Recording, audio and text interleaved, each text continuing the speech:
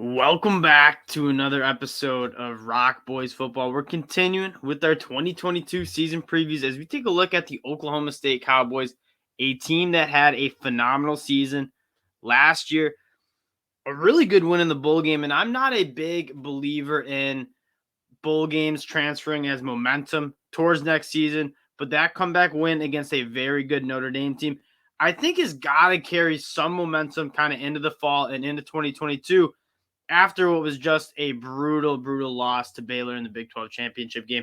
This Oklahoma State team has a lot to be excited for. Before we get into it, just wanted to say thank you guys for all the support you guys have shown the channel. It's been a blast talking football with you guys in the comment section. We do this so that we can learn a little bit more about all the teams heading into 2022. So if you guys think there's a guy on our that needs to be on our radar that is not, let us know in the comment section. We appreciate the support. And of course, if you guys do like the content, consider subscribing to the channel. Let's start talking some Oklahoma State football. It starts with Spencer Saunders on the offensive side of the ball. He's a guy for years now. He's just knocking on the door of really breaking out as being one of the best quarterbacks in college football. He has all the tools to do it. And you see flashes of it on the field. I'm sure Oklahoma State fans know what I'm talking about, but he also kind of shoots himself in the foot a lot. He turns the ball over. I mean, I had 3 interceptions, I believe, in the first half against Baylor. He has some inexcusable mistakes, but he also kind of carries this team on the offensive side of the ball. They kind of live and die by Spencer Saunders. If Spencer Saunders plays like a Heisman caliber quarterback, which you've seen him play like, they're going to be a very good team on offense. If he kind of plays towards the other side of it when he's turning the ball over and kind of making bad mistakes, missing some throws, the offense doesn't work out as well. I think this could be his breakout year. There's some question marks around who is on him in his supporting cast, the wide receivers and the running backs, but you can see him making incremental improvements every year. And I think this might be the year he finally breaks out and becomes kind of one of the premier Big 12 in college football, national college football quarterbacks. Now, there are some concerns about who he's going to be throwing the ball to. Tate Martin was absolutely awesome. He was one of my sleepers in the 2022 NFL draft. I thought a lot of teams and a lot of the media was sleeping on this guy. Accounted for over 33% of the receiving yards for this team. I mean, Spencer Saunders, when they needed a big play, they were going Tate Martin's way. They do have some guys that have to excite you on the offense side of the ball in a little bit of a different way than Tate Martin did. Tate Martin's a much more true wide receiver who's going to get open, catch the ball contestedly. The guys that they're going to be thrown to this year, a little bit different. I'm going to start with Brennan Presley. He's a guy who's a little bit smaller, but he is lightning fast. You guys remember the Oklahoma kick return for a touchdown. That's that type of juice that he can bring. And Spencer Saunders kind of thrives when he's getting the ball out of his hand quickly. Brennan Presley is a guy that you can look to get the ball in his hands quick and let him go to work a little bit. So I really like what he brings to the table. I like Braden Johnson. And then they got a few young guys that hopefully can step up and provide a little of that action for this Oklahoma State team. Looking at some of the guys that have returning, Blaine Green's another guy that I think can kind of take some steps. But again, it's a young group that they're going to need to have some of these guys step up. At the running back position, Dominic Richardson probably going to be the RB1. Jalen Warren was phenomenal last year. He was their bell cow, over 250 carries last year, almost averaged 5 yards per carry. He was a guy that Oklahoma State would like to grind defenses down with. They're not going to have a guy like that. Now, Dominic Richardson, kind of a reserve running back. He's good. He was good when he played. Keep an eye on Ollie Gordon, the true freshman. He comes into camp early enrollee. In spring football, I was hearing a lot of rumblings of this kid. He looks the part. I think he's pushing 6'2", 220 pounds. Big physical guy who looks the part to be a contributor early as like an 18-year-old kid. The offensive line, I think, will be solid. I don't think it will be great. They have some guys who are returning. They get a transfer in Casey Collier from USC who can provide some juice and might start at that left tackle spot. They lose a guy like Josh Shields, who is kind of their leader on that offensive line. He's been there for a while. He was very good for the Cowboys for a while.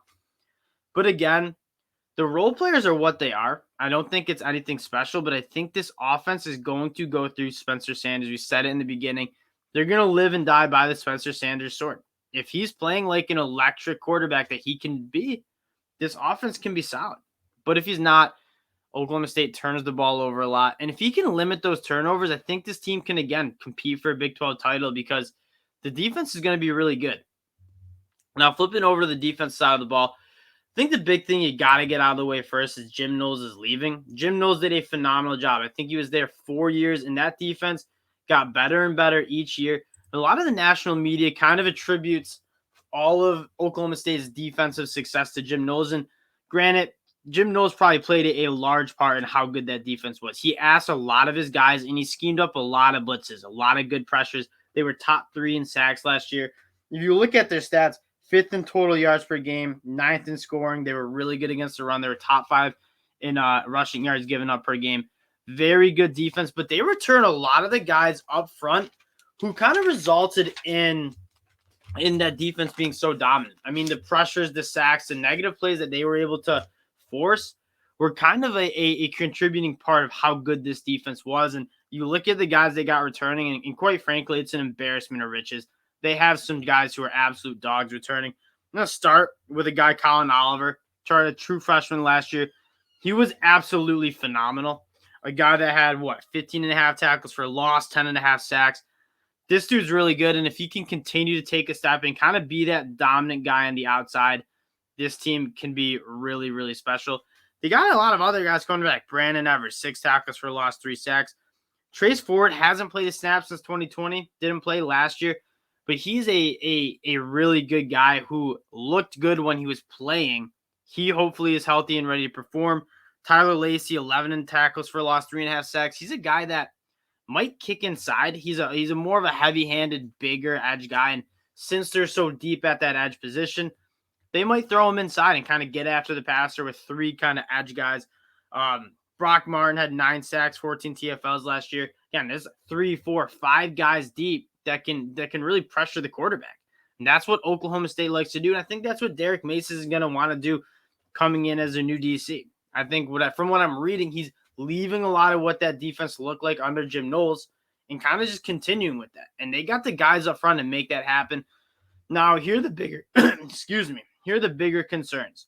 The linebacker in the secondary room is just completely depleted. You look at the linebacker spot, losing a guy like Malcolm Rodriguez, again, another one of my favorite guys in the draft class. 129 tackles, 16 tackles for a loss. Devin Harper's also adding 95 tackles. That is a ton of production, a ton of experience to lose. Both those guys played all 14 games, so you don't really know who's back there next. I've heard some good things about Mason Cobb, who's an athletic guy, a little bit undersized, but really athletic. He could hopefully fill in some of that production, and then they go to the portal, not the portal, but the JUCO ranks and get Xavier Benson, a guy who's a little bit bigger. I like the idea of having a little bit more of a smaller guy in Mason Cobb, and then Xavier Benson, who's pushing 235 pounds. It's a question mark, but if this defensive line can be really good and keep those linebackers clean, what I mean by that is those offensive linemen can't necessarily work up to the linebackers because they're having to deal with some absolute dogs up front. I think the linebacker room should be okay. And then the secondary, you're losing a lot of guys, obviously, guys like Tanner McAllister, Harvell Peel. Some guys who are really, really good for that team last year are out. Jason Taylor II is the only returner. They lose 4 out of their 5 guys who played 500 snaps or more last year are gone. They don't really go to the portal for it, which tells me at least that Gundy and that defensive staff feel pretty good about what they had. Jason Taylor is a guy that, if you watch the Oklahoma State games, getting his hands on a lot of footballs, 2 interceptions, a forced fumble. He's a playmaker. A guy I would keep an eye on, Trey Rucker. This might be a little bit of a biased take for me. I'm a Wake Forest guy. Trey Rucker was awesome at Wake Forest. He decides to transfer to Oklahoma State. Hasn't really played much, but he's a hard-hitting safety who can move around the field, tackle in the box. There's a lot to like about him. And I think this is going to come to a lot of scheming and coaching these guys up because a lot of them haven't played a lot of football. That's not saying they're bad guys. They're not capable of playing good football. They just haven't played a lot of football yet. And so if this defensive line can get after the passer like it did last year, I think it's going to make that linebacker and secondary transition a little bit easier.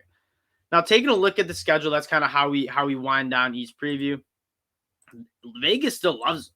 Vegas has them at 8.5 wins, so projecting them to win 8 or 9 games. And I like how this season opens up. You got Central Michigan, which is a good MAC team, and they're coming to Stillwater. definitely don't overlook a team like them because they were really good in the MAC last year. But if Oklahoma State's as good as we think they can be, they should roll. Arizona State is kind of a dumpster fire right now. They got some talent, but kind of a dumpster fire. They don't have a lot of depth. And then they got UAPB. 3 games which they should go 3-0 in, and then they get their off week because if you have an injury problems, it's going to be nice to get that off week. Then you go on the road and play Baylor. If you want to be in the Big 12, you got to be able to beat these teams like Baylor, Texas, Oklahoma. On the road at Baylor, they have a shot to. Baylor has a lot of question marks for how good they were. They're losing guys on both sides of the ball that were very, very good. Texas Tech, on the road at TCU, which is a team that I'm pretty high on this year. Definitely don't overlook that. And then you get Texas at home, which is massive. Texas is a team that obviously on paper is very good. But I don't trust the Texas team until they actually start winning football games on the field. Don't really care what they have on paper yet.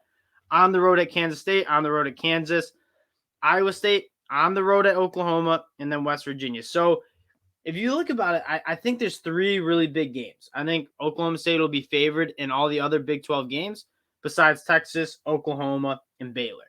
2 of those games are on the road. So Oklahoma State, if they can steal one of those games and go 10-2, 9-3, that'll be a really good season. Probably set them up to play in a Big 12 championship game again, and potentially college football playoff berth or another New Year's Six appearance. Again, Mike Gundy does a phenomenal job with this Oklahoma State team. They lose a lot of guys, and you're obviously concerned about what that team looks like with the depth being kind of depleted through the transfer portal. A lot of your best guys on defense going to the NFL. But Mike Gundy does a great job, and I think this, again, we're going to go right back to it. This season has a lot to do with Spencer Saunders and how well he can play ball. I'm excited. Every time Spencer Saunders plays, every time Mike Gundy's coaching, I'm going to be tuning in because this Oklahoma State team brings the fireworks. Whether they're good or bad fireworks, they bring the fireworks. That's for sure. Guys, I appreciate you guys checking in. If you guys do like the content, consider subscribing to the channel. And because of all the support you guys shown, we do have a presenting sponsor. Support for ROC Boys is brought to you by Manscaped, who is the best in men's below-the-waist grooming. Their products are precision-engineered tools for your family jewels. Manscaped's Performance Package, the ultimate men's hygiene bundle. Join over 4 million men worldwide who trust Manscaped with this exclusive offer for you. 20% off and free worldwide shipping with code ROCBOYS at manscaped.com. If my math is correct, guys, that is 8 million balls. Again, that is 20% off and free worldwide shipping with code ROCBOYS. Guys, get the job done with the right tool. When I previously to Manscaped was an absolute war zone down there.